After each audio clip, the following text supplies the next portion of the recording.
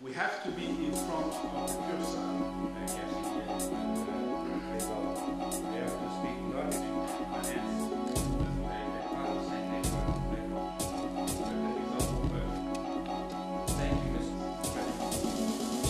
Any city needs a vision, and the vision is not just where you want to be in 3 months' time, which is kind of where local ratepayer and community activities focus on. It's where you want to be in 30 years' time. It's planning for the next generation.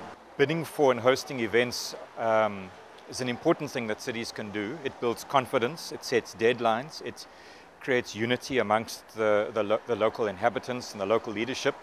It's also important not just to have the event, but then leverage it for socio-economic benefit for the locals. Failure is as important as success. If you're not taking risks and you're not allowing ad hoc initiatives to bubble up, well, then you can only rely on top-down planning. If you have visionary leadership, and if you can communicate well, not just with long speeches, but really in sitting down and engaging with people, listening to them, and hopefully communicating your vision to them, working in partnerships and not just in silos, realizing that certainly the business community doesn't have all the answers, neither does the public sector, neither do the academics. You've got to kind of bring everyone together, and you develop a vision collectively.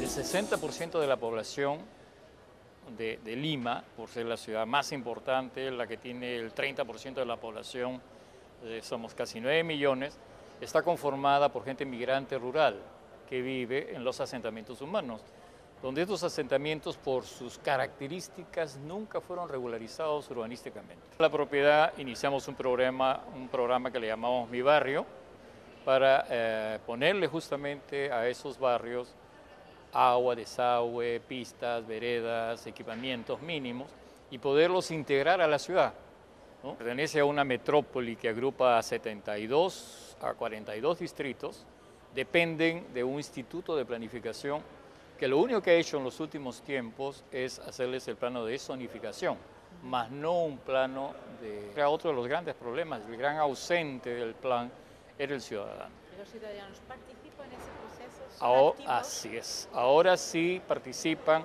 Hemos descubierto que detrás de todo ese oropel que nos exhiben, también hay una ciudad que necesita apoyo, que tiene pobreza, que tiene una estructura no trabajada y que, bueno, no se habla. Es necesaria la provocación porque nosotros somos el tercer mundo. Estamos acercándonos a un segundo mundo, a un mundo de expectativa. Pero el primer mundo siempre se vende como yo el campeón, ¿no? Pero detrás de ese campeón también hay un dramatismo detrás.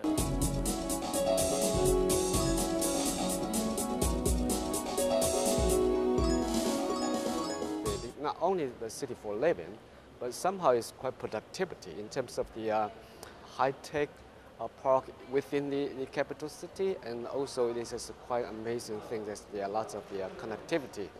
They have been built up by the city infrastructures. 3 components put in together, I'm always mentioned to that. City and regions always as the living labs for implementing the new ideas, the new innovations.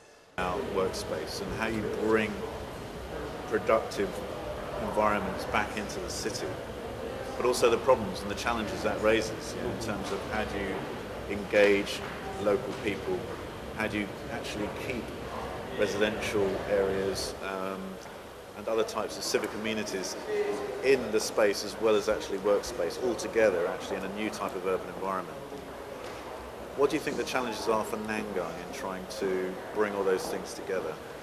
Reinvent new institutions in terms of urban design, in terms of urban planning, in terms of the new governance. So the first thing is the how the institution in terms of the urban governors. It will be important, according to the debates we have in this seminar. Governors need to be much more creative. And from a governance point of view, do you think that there's a way in which the city government can take on a role of engagement with other stakeholders such as residential, educational and other businesses within the area that it exists at the moment? I will give you two answers. I think one is the necessary approach that the city government should rethink in. He have to take this necessary measurement to engage all the stakeholders and to deal with all the relationships, not only for the land ownerships, but to deal with the enterprise and the central government interventions.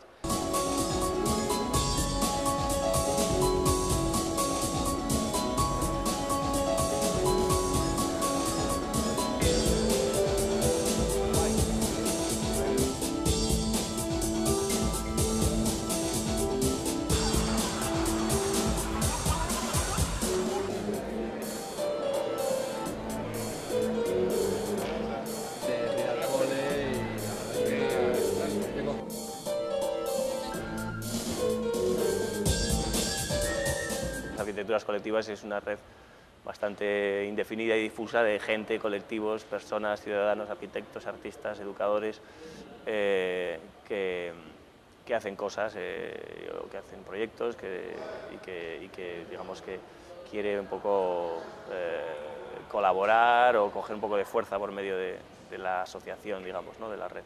O sea que un poco podríamos decir que la participación ciudadana, el valor y el impacto real de la participación ciudadana pasa por establecer plataformas de coordinación de esfuerzo. ¿Cuáles crees que son las estrategias que existen o se pueden desarrollar para conciliar visiones y intereses tan distintos como los que pueden haber aquí, los que vosotros habéis desarrollado a través de arquitecturas colectivas?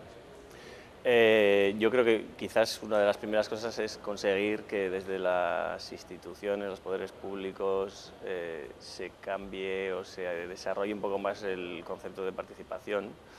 En ese sentido, que se entienda que lo que tenemos que hacer es construir una sociedad crítica con ciudadanos capaces de opinar y de aportar y de ser activos. En este caso sí que se trata de una iniciativa que sale de abajo, que sale de la ciudadanía, que se organiza y que quiere opinar. Otro de los temas que hay un poco en común entre los colectivos de la red es ese uso de la tecnología de forma democrática y explotarlo en todas sus posibilidades.